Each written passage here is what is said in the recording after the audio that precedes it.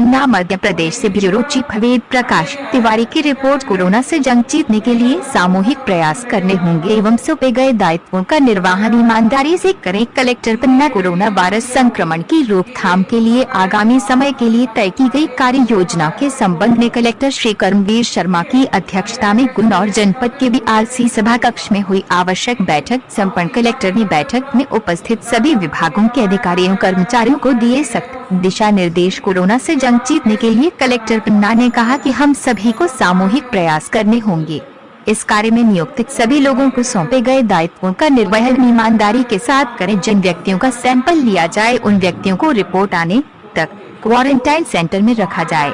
Report negative आने पर घर भेजा जाए।